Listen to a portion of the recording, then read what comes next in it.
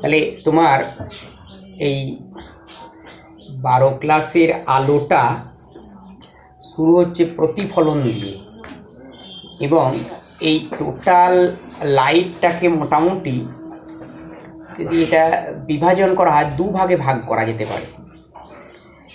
প্রথম পার্টটা তুমি পূর্বে পড়েছো, এই জায়গাটার নাম হচ্ছে জ্যামিতিক আলোক বিজ্ঞান বা জিওমেট্রিক্যাল অপটিক্স। এইখানেতে আলোক সরলরেখায় চলে এইটা ধরে নিয়েই লেখা আছে। আলোক যে সরলরেখায় চলে এ সম্পর্কে বিভিন্ন পরীক্ষার কথা তুমি পূর্ববর্তী ক্লাসে পড়ে এসেছো। তা এইটা ছিল নিউটনের মতামত, এবং এটাকে বলা হয় কর্পাসকুলার থিওরি। এখানে বলা ছিল যে আলোক হচ্ছে সূক্ষ্ম সূক্ষ্ম ভারহীন কণার সমষ্টি। ওই কণাগুলো যখন এক মাধ্যম থেকে দ্বিতীয় কোনো মাধ্যমে তলে এসে আপতিত হয়, তখন দুটো ঘটনা ঘটতে পারে। হয় দ্বিতীয় মাধ্যমের তল থেকে প্রথম মাধ্যমে ফিরে যাবে, অর্থাৎ দ্বিতীয় মাধ্যমটা ওই কণাগুলোর উপর বিকর্ষণ বল প্রয়োগ করে। বিকর্ষণ বল প্রয়োগ করলে পুনরায় প্রথম মাধ্যমে ফিরে যায়, এই ঘটনাটা হলো প্রতিফলন। অথবা হতে পারে দ্বিতীয় মাধ্যমটা আলোক কণাগুলোর উপর একটা আকর্ষণ বল প্রয়োগ করে, যার ফলে ওই আলোক কণাগুলো দ্বিতীয় মাধ্যমের ভেতরে প্রবেশ করে যায়। দ্বিতীয় মাধ্যমের তল থেকে ফিরে যাওয়ার ঘটনাটা হলো প্রতিফলন, আর দ্বিতীয় মাধ্যমের মধ্যে প্রবেশ করার ঘটনাটা হলো প্রতিসরণ। যদিও পরবর্তীকালে এই কথাগুলো ভুল বলে প্রমাণিত হয়ে গেছে, তা যাই হোক, কিন্তু এইটা এখনো পর্যন্ত ঠিক আছে যে আলো সরলরেখায় চলে, মোরাললেস 100% নয়। তা এইটাকে ধরেই তোমার জ্যামিতিক আলোক বিজ্ঞানটা তোমার গড়ে উঠেছে। তা জিওমেট্রিক্যাল অপটিক্সের প্রথম অধ্যায় হলো প্রতিফলন। সেই প্রতিফলনের আবার তুমি দুরকম হয়, যে প্লেন সারফেসের উপর হতে পারে, কার্ভ সারফেসের উপর হতে পারে, সমতলের উপর হয়। তল তো সব রকমই হতে পারে, সমতল হয়, বক্রতল হয়। সমতলের ওপর প্রতিফলন তোমরা দেখো ক্লাস 7 থেকে পড়ছো, সুতরাং ওইটা আর এইখানে তোমার আলোচনা করা হবে না। বক্রতলে প্রতিফলনও তুমি ক্লাস 10-এ অল্প অল্প পড়ে এসেছো, আর যতদূর পড়ে এসেছো তারপর থেকে এইখানেতে তোমায় আমি বলছি, সুতরাং ওইটা আর বলে আর কি হবে, তো ক্লাস 10-এ পড়েছো। তা বক্রতল তোমার 2 ভাগে ভাগ করা হয় বক্র দর্পণকে। একটাকে বলা হয় তোমার উত্তল দর্পণ, আর একটাকে বলা হয় অবতল দর্পণ। তাহলে এইটা তোমরা দেখেছো যে প্লেন মিরারেরও একটা দিক সিলভারিং করা থাকে, যার ফলে হয় কি, বা পলিশড করা থাকে, যার ফলে হয় কি আলোকের প্রতিফলনটা হয়।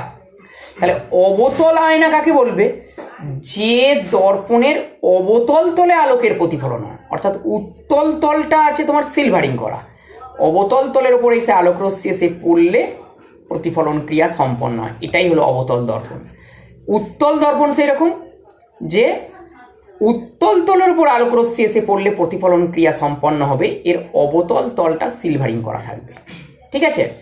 তা এখন এই বক্র দর্পণ হিসাবে তুমি উত্তল এবং অবতল দর্পণ হিসাবে তুমি চামচকে ভাবতে পারো, যদিও সিলভারিং করে, কিন্তু স্টিল তো আলোকের তো প্রতিফলন হয় একটা কার্ভ সারফেসের উপর।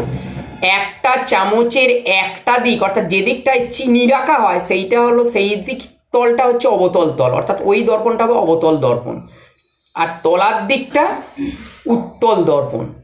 তা এই চামচে তুমি যদি একটা নতুন স্টিলের চামচে তুমি যদি মুখ দেখো, দেখবে তোমার ছবি দেখতে পাবে, ছোট বড় যেমনই হোক, অর্থাৎ তোমার কার্ভ মিরারের দ্বারাও প্রতিবিম্ব তৈরি হয়। তাহলে এইবার তোমার ওই মিরারের প্রতিবিম্বের, মিরার থেকে বস্তুর দূরত্ব, প্রতিবিম্বের দূরত্ব, ফোকাস দূরত্ব, বক্রতা ব্যাসার্ধ, এইগুলোর মধ্যে একটা সম্পর্ক নির্ণয় করতে হবে। এইখান থেকে তোমার এই পাঠ্য বিষয়টা শুরু হলো। তাহলে দুটোকেই পড়তে হবে, উত্তল দর্পণের জন্য, অবতল দর্পণের জন্য। প্রথম অবতল দর্পণটা বলছি, যে ধরো এই রকমের একটা কার্ভ মিরার আছে, কনকেভ মিরার। M1 ও হচ্ছে তার মেরু, M1 ও M2, this is a concave mirror.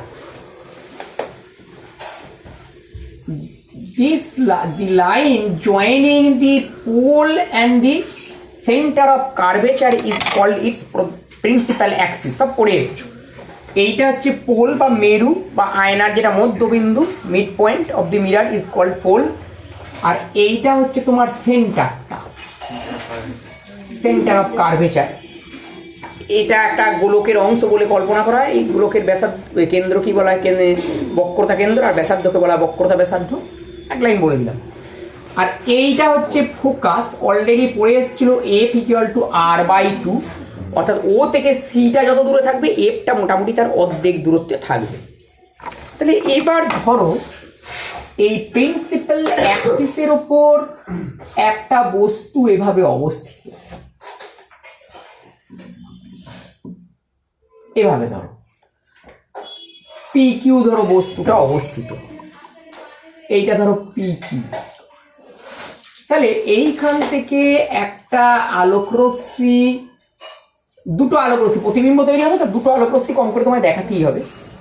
তাহলে প্যারালাল টু প্রিন্সিপাল অ্যাক্সিস একটা তোমায় ড্রয়িং করলাম, এরম ভাবে এসে গিয়ে পড়লো। তাহলে কোথা দিয়ে যাবে? ফোকাস দিয়ে যাবে, অর্থাৎ এভাবে তোমায় চলে যাবে। ঠিক আছে, দিস ইজ ইট। আর একটা রে তোমায় দেখাতে হবে সেন্টার দিয়ে। তাহলে এভাবে তোমায় এই স্কেল, ওই জন্য দুটো স্কেল নিই। এই সেন্টারটা একটু পাশে সরিয়ে দিচ্ছি, নাহলে আয়নায় পাচ্ছে না।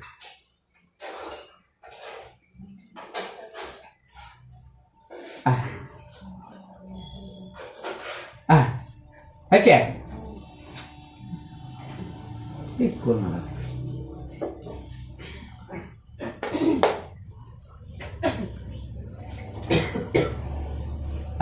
আচ্ছা, এই দিস ইজ সেন্টার সি। তাহলে এইভাবে গেলে পড়েই চলো, লম্বভাবে আপতিত হয় তো লম্বভাবে প্রতিফলিত হয়ে যাবে। তাহলে the two reflected rays, one is PA and the other is PB, BP। একটা রিফ্লেক্টেড রে হচ্ছে, ভুল বলেছি, একটা রিফ্লেক্টেড রে হচ্ছে AF, এভাবে যাচ্ছে। আর একটা রিফ্লেক্টেড রে হচ্ছে তোমার BCP। The two reflected ray meet at this point, so the image of the point P will be formed here, and this point is called small p. Then PQ is perpendicular to the principal axis, so a perpendicular, if a perpendicular is drawn on the principal axis from P to PQ, the PQ small pq will be the image of the object capital PQ। ঠিক আছে, হ্যাঁ।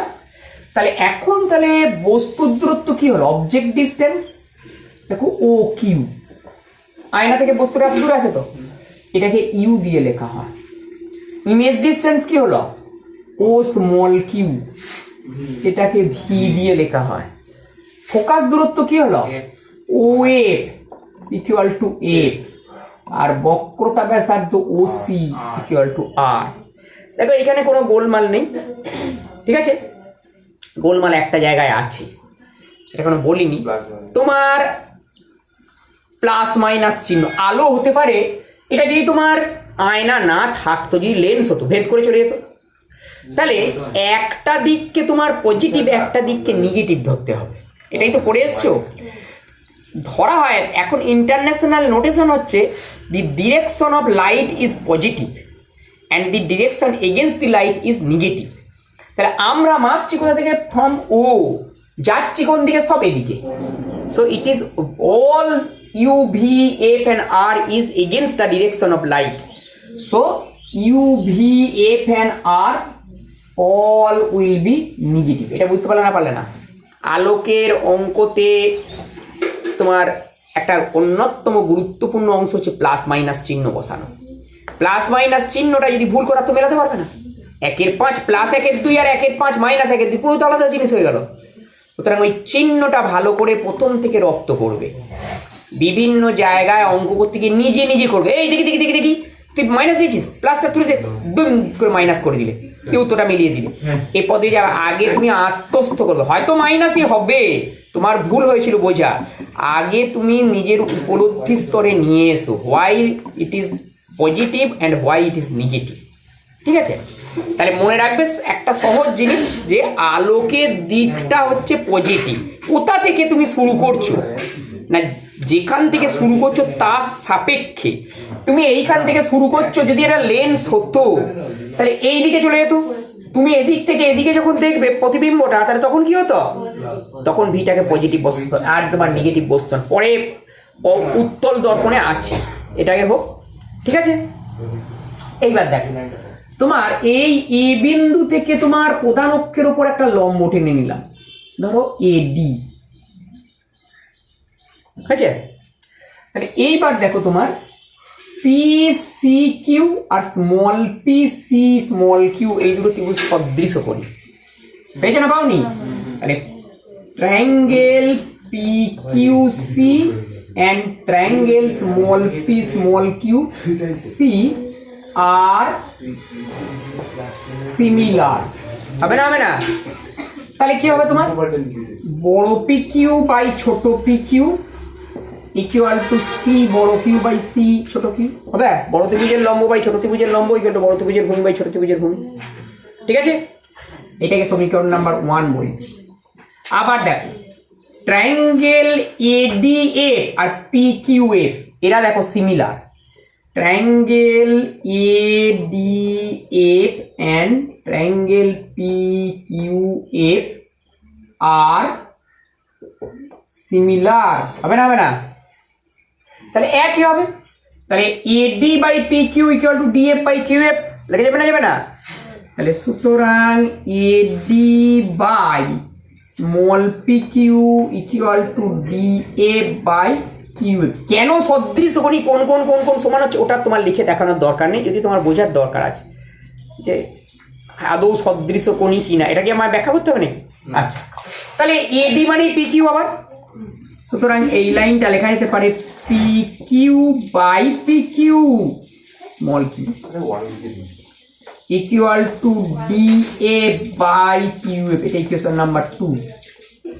তাহলে দুটো ইকুয়েশনের বাঁ দিকে P Q by P Q আছে, তার ডান দিকে অংশগুলো সমান, তাই তো হবে?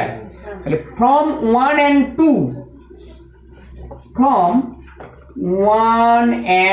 2 কি পাবে দেখো, তোমার সি বড় কিউ বাই সি ছোট Q equal to DF by QF. হবে?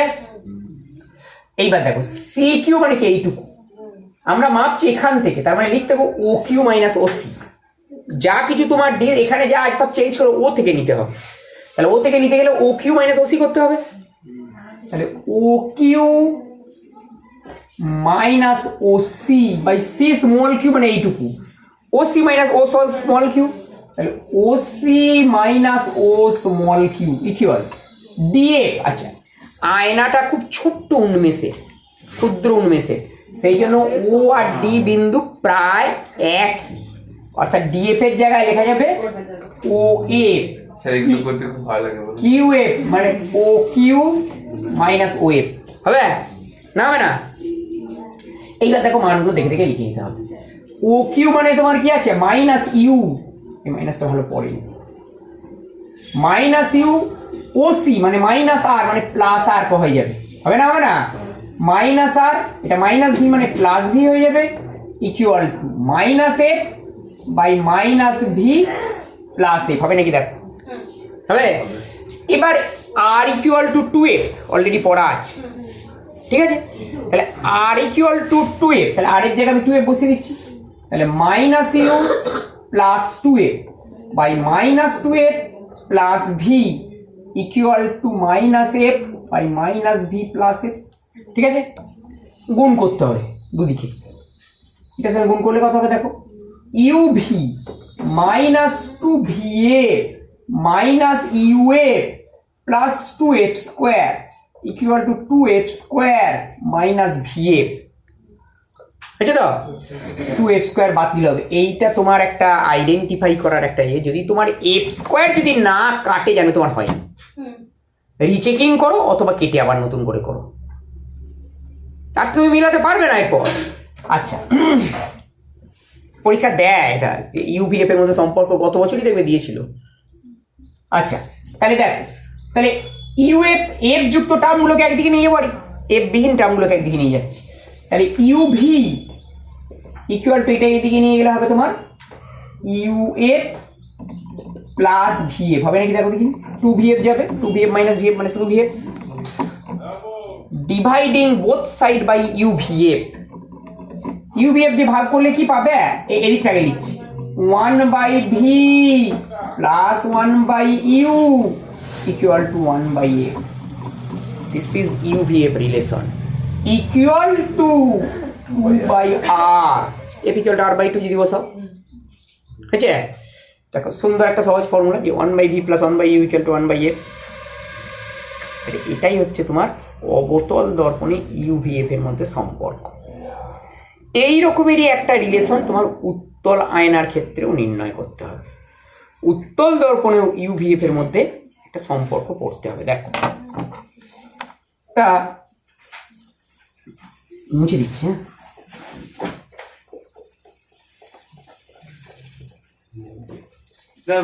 বড় উন্মেষের দর্পণের ক্ষেত্রে না না, বড় উন্মেষের দর্পণ তোমার সিলেবাসেও নেই, না সবই ওইগুলো ধরে করা তো, তবে প্রায় হবে। অতগুলো তুমি ওগুলোকে অতটা দুর্বল ভাববে না, যে দুম করে তোমার ইচ্ছা মতো হলো না, অতটা না। যারা করে গেছেন তারা তো এত হেলেবেলে মানুষ নন, সুতরাং অনেকটাই কাছাকাছি যাবে। হয়তো দশমিকের পর সেকেন্ড প্লেসটা মিলল না, বুঝতে পারলে না, পারলে না? হ্যাঁ, আচ্ছা, ভালো করে দেখবে অবতলের থেকে উত্তলটা একটু, হ্যাঁ না, লেন্সের ক্ষেত্রে উত্তলটা সহজ, হ্যাঁ হ্যাঁ। দেখ, যাই হোক, সাপোজ দিস ইজ পোল,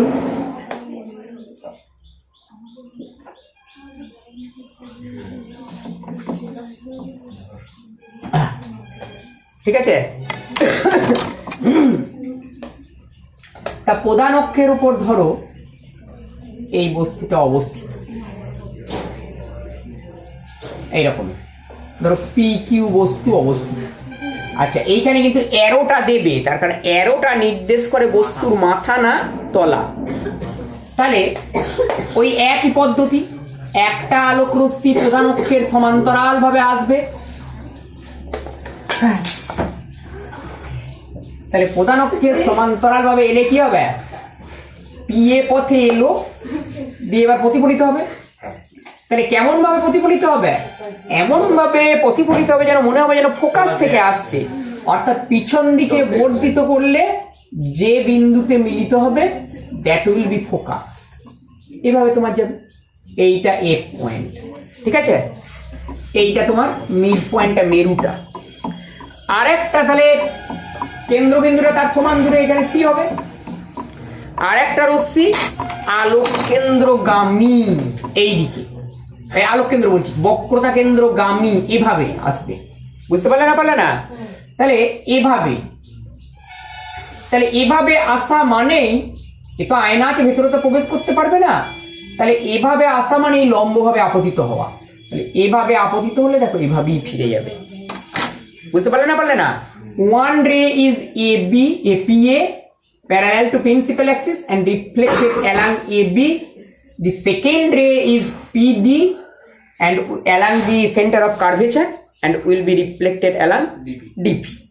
তাহলে এইবার দেখো, এই যত এদিকে যাচ্ছে তত এদের মধ্যে গ্যাপ বাড়ছে, তাই তো?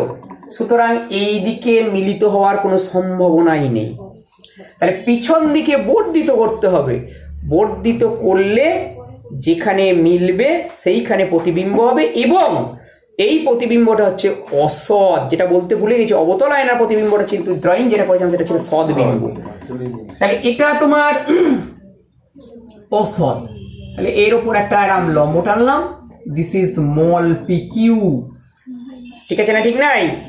তাহলে আগের মতোই এখানে ইউভি এগুলো করে নিতে হবে। এই জায়গাটা ভালো করে লক্ষ্য করবে, দেখো আগে যেটা বলছিলাম প্লাস মাইনাস, এইবার দেখো এইখানেতে তোমার বস্তুর দূরত্ব ও কিউ মাপছো এখান থেকে, ও কিউ, ও থেকে যখন কিউর দিকে যাচ্ছ আলোকের দিকে যাচ্ছ না বিপরীতে যাচ্ছ? আলো সবসময় বস্তু থেকে আসে, আলোকের বিপরীত দিকে যাচ্ছ। ও কিউ, আলো বস্তু থেকে এদিকে আসছে, so it will be negative. প্রতিবিম্বের দূরত্ব ও স্মল কিউ, দেখো আলোকের দিকে না বিপরীতে? আলোকের দিকে যাচ্ছ, so it will B positive. এইবার দেখ ওয়েভ মানে ফোকাস দূরত্ব আলোকের দিকে, এটাও পজিটিভ, এটাও পজিটিভ। এবার বুঝতে পারলে আলোকের দিক বিপরীতটা? হ্যাঁ, যদিও পুরোনো বইগুলো আমি যখন প্রথম পড়াতাম তখন বইগুলো আলোকের বিপরীত দিকটাকে পজিটিভ ধরতো, আলোকের দিকটাকে নেগেটিভ ধরতো। তুমি যেটা ইচ্ছা ধরতে পারো, ধরলে দেখবে একই রেজাল্ট আসবে, তবে ইন্টারন্যাশনাল প্রথা মেনে চলাই ভালো। লেন্সের ক্ষেত্রে উল্টো হয় না না, এক নোটেশন। আচ্ছা, এবার দেখো কোন কোন ত্রিভুজ সদৃশকোণী করবে, তোমার প্রমাণটায় কিছু নেই, শুধু সদৃশকোণী ত্রিভুজ করো, সমান করো, মানগুলো বসিয়ে এদিক ওদিক করে দেবে, হয়ে যাবে। কিন্তু সদৃশকোণী ক্যাকে ক্যাকে নেবে ওইটা বিভ্রান্ত হবে না। দেখো বড় ত্রিভুজ পি সি কিউ আর P small P C Q, এটা তোমার সদৃশকোণী, দেখো কাকে কাকে নেবে। আচ্ছা, তার আগে এইখান থেকে এর উপরে লম্ব টেনে নিতে হবে, ঠিক যেমন উত্তল আয়নার ক্ষেত্রে করা হয়েছিল। ধরো এ ই, এই পয়েন্টে ই বোঝা যাচ্ছে? আচ্ছা, তাহলে লিখে দিই যে ত্রিভুজ P capital Q C and triangle small pqc are similar। হবে না, হবে না, হবে তো? আচ্ছা, তাহলে বড় pq বাই ছোট pq equal to cq by c small q। তাহলে কি হবে নাকি? পেয়ে যাবে? এটাকে ইকুয়েশন নাম্বার 1 বলছি। Similarly triangle A E F, দেখতে পাচ্ছ ত্রিভুজ A E F and triangle, এই ছোট্ট ত্রিভুজ P Q F, small P Q F are similar. তার মানে কি দাঁড়াবে? একই, যে A E by small P Q equal to E F by Q F হবে। এই বানিয়ে দেখো আবার ক্যাপিটাল পি কিউ, তাই তো নাকি? সুতরাং P Q by P Q equal to E F by Q F 2। আগের মতোই ডান দিকটা সমান হবে, তার মানে সি কিউ, তাহলে from 1 and 2 CQ by CQ equal to EA by QA। হলো না? হয়নি? তাহলে ওই মাপতে হবে ও থেকে আমাদের সব ডিস্টেন্স গুলো। তাহলে CQ মানে এই জিনিসটা OQ প্লাস OC হবে না? হবে না? তার মানে OQ plus OC by CQ OC minus OQ equal to EF। Unmesh খুব ছোট বলে EF বানিয়ে OF, OF বাই QF মানে OF মাইনাস OQ। হবে না? হবে না? মানগুলো অবস্থা হবে OQ মানে মাইনাস OC মানে plus R by R minus V equal to OF মানে F by F minus V। হবে নাকি? দেখো তো, হবে না? হবে না? এইবার আর এর জায়গায় 2F বসিয়ে দিচ্ছি আমি, এইখানে এটা মুছে দিয়ে 2F করে দিলাম একবার। হয়েছে? এবার গুণ করতে হবে। নিচেটা নিচের আটটা নিচে একটা টু বের করতে হবে। গুণ করে দিচ্ছি তাহলে minus U A plus 2f square plus U V minus 2vf equal to 2f square minus vf। আবার দেখো এটা বাতিল হলো, বুঝছে?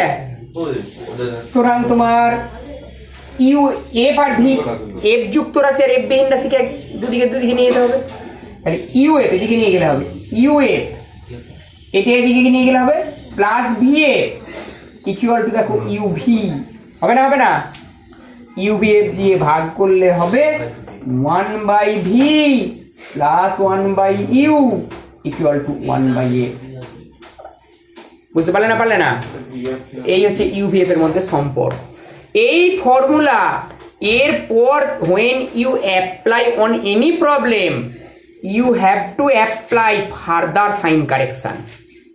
অর্থাৎ আরেকবার তোমার বস্তু 5 সেন্টিমিটার দূরে বস্তু আছে, প্রতিবিম্ব তৈরি হলো আয়না থেকে 3 সেন্টিমিটার দূরে, তাহলে তখন আবার একবার তোমার ওই সাইন কারেকশন প্রয়োগ করতে হবে। মনে রাখবে তোমার টোটাল দুবার সাইন কারেকশন অ্যালাউ। তুমি যদি না করো তোমার কোনো রেজাল্ট মিলবে না, বাস্তবের সঙ্গেও মিলবে না। দুবার সাইন কারেকশন কেন করতে হবে বাস্তবে? এইটা মানে লেট মি ফিনিশ। এই জায়গাটা তুমি যে দেখছো সেটা কত হলো? এই ডিস্টেন্সে কি বাস্তবিক এইটা? বিয়োগ হবে কি? ফিতে দিয়ে মাপলে তো যোগই হবে। আর একবার সাইন কারেকশন করে দেবো, ঠিকঠাক হয়ে যাবে।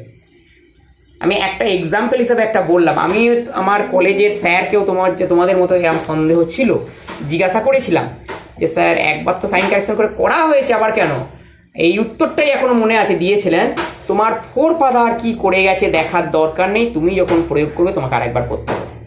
সেই জন্য আমরাও বিভিন্ন অঙ্কতে দেখেছি যদি তুমি সাইন কারেকশন না করো মিলবে না, বাস্তবের সঙ্গেও মিলবে না। অঙ্ক তুমি ছেড়ে দাও, তুমি বাস্তবে যখন সমস্যাটা মেলাতে যাবে মিলবে না। যেমন দেখেছো বা পড়েছো, উত্তর লেন্সে ফোকাসের মধ্যে রাখলে সর্বদা সদ্বিম্ব গঠিত হয়, অসদ্বিম্ব গঠিত হয়। বিবর্ধক রূপে উত্তর লেন্সের ব্যবহার বারবার ড্রয়িং প্র্যাকটিস করতে হয়েছে। তুমি যদি ওখানে সাইন কারেকশন না করে যদি করো, দেখবে তোমার অসদ্বিম্ব এসে যাবে, বাস্তবের সঙ্গে মিলবে না। ঠিক আছে? আচ্ছা, তাহলে এই গেল তাহলে তোমার উত্তল আয়নায় ইউভিএফ এর মধ্যে সম্পর্ক। ঠিক আছে?